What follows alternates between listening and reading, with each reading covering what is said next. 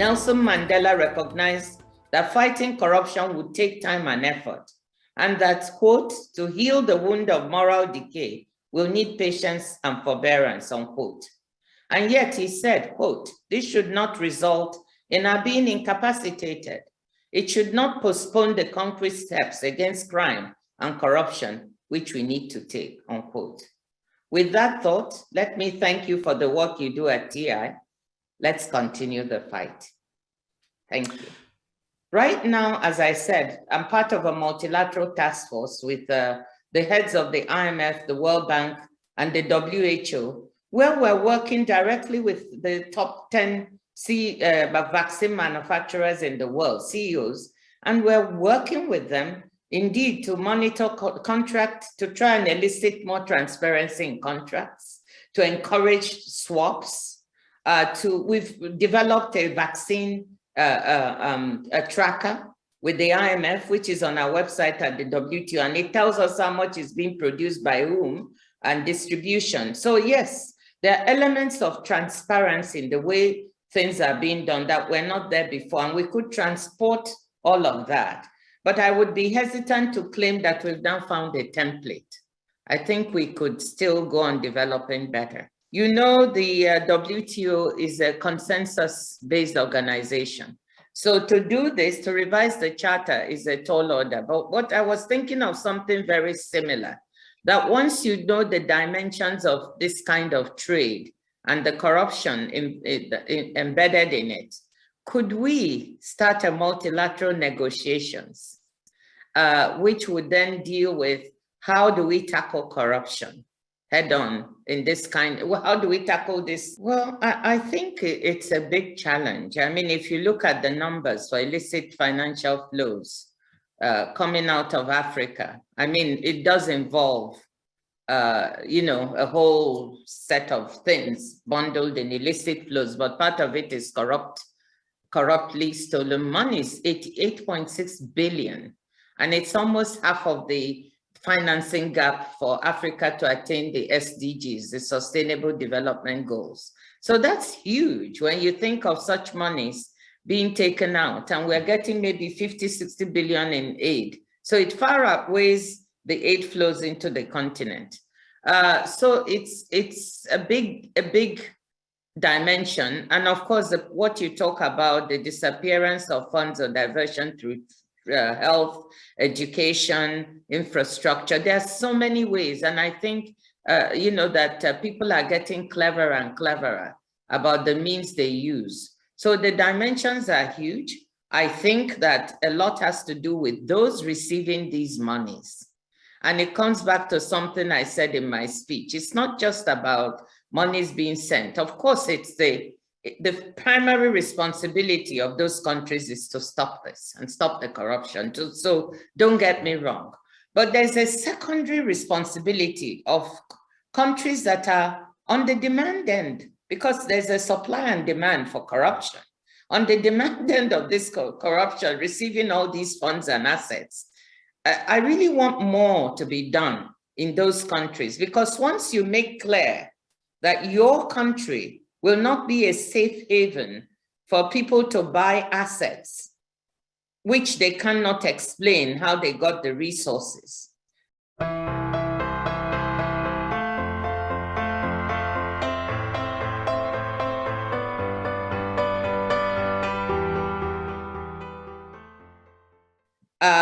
Or for people to just, you know, transfer money and keep it there, then it becomes difficult. But as long as we have countries that are willing to receive these illicit monies, then it will keep happening. So that's why I was pressing TI that please, let's start an index. I've been asking TI for this for years. We need an index of countries that receive corrupt funds. Let's rank them and see who is at the top, who is at the second, who is third. You know, that will help us get a control of this, because I'm sure no country will want to be listed like that. Huge role for both civil society, for lawyers and so on. I mean, asset recovery is so difficult. The first place to start is the domestic laws and legislation. Because if all these developed countries have signed all kinds of anti-corruption conventions and laws from the UN, OECD, you name it. But what happens is you have to domesticate those conventions by making law in your own country. And if you look at some of the laws that are made, they are not actually very helpful. You know, sometimes I think they've improved over time. I must say that in my 2 decades or so of working in this area and trying to you know, recover assets and do other things, things have improved. And, you know, I must say thank you to TI, because I think much as I demand more from them, their pushing has also helped on this. But if you look at legislation, there's still a lot wanting. It's designed not to allow assets to be recovered, if I may be that blunt. So that's where we start. I think NGOs in this field don't only focus on developing countries and how corrupt they are. That's the song I hear every day. I don't hear the song as much of, oh, look at this country. You know, look at the legislation. It doesn't even allow you to easily return monies when they are recovered. So those monies keep staying in the accounts of those countries, and then the banks, you know, they're making money off of it, they're investing it, when it could be sent back home to finance the health and education budgets and so on, and build needed infrastructure. So that's the first place to start. Start with your government, look at your legislation, go to parliament, lobby that things would be made easier. Then look at, I think real estate is really a key. There is a huge amount in the UK, in France, in Switzerland, in all these countries. I am preoccupied with the pandemic, and my hopes and aspirations are very clear. I want to get rid of vaccine inequity. I just think it's unconscionable that on my continent, only 8% of people are vaccinated, and in the rich countries, it's 66%. And it's like I said in my speech, it is so not practical, because, you know, as long as you have large percentages of vaccinated, we're all in danger. And we're going to have this Omicron today, another day to be another variant. And it is economically, we cannot have a sustainable economic recovery as long as this is the case. So I'm totally preoccupied by that. And I think trade can be part of the solution. So my aspirations for next year are to ramp up, make sure we ramp up production of vaccines, distribution, and getting it in arms. So it's not just producing, it's actually making sure the rich countries don't corner all of the production, because some countries have 2 or 3 times what they need for their populations when others don't have. So that's a preoccupation. How do we get more equal distribution? And then once we get to the countries, let's also not pretend that everything is great.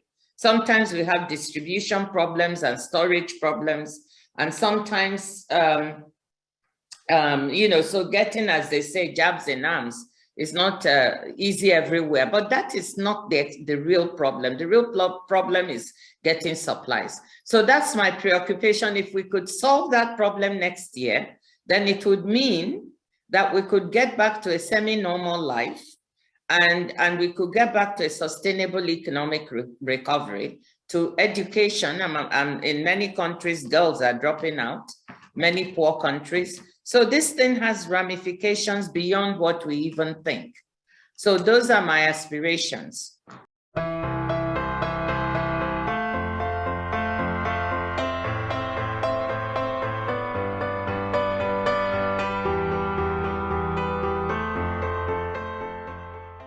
There are some positive things that have come out. I'll just end on that note. On the trade side, we find that digital trade has taken off. So e-commerce has allowed marginalized people to be included, women online. They've been able to, those who are, of course, not suffering from the digital divide, who have access. We find that many have increased their ability to trade. Small, medium-sized businesses have also done that. And that has shown us here at the WTO that we must hasten our work on e-commerce and digital trade, because right now there are no rules underpinning digital trade. So I'm very proud to say that 86 members here are negotiating rules, and hopefully many more of them will join that will underpin digital trade and help us for the future. My aspiration for that is that we get it done next year. But let me end. Part of the vaccine thing is we're negotiating intellectual property rights here. I think everybody has heard that over 100 developing countries asked for a waiver of intellectual property rights so that we can manufacture, that will help us towards manufacturing in developing countries.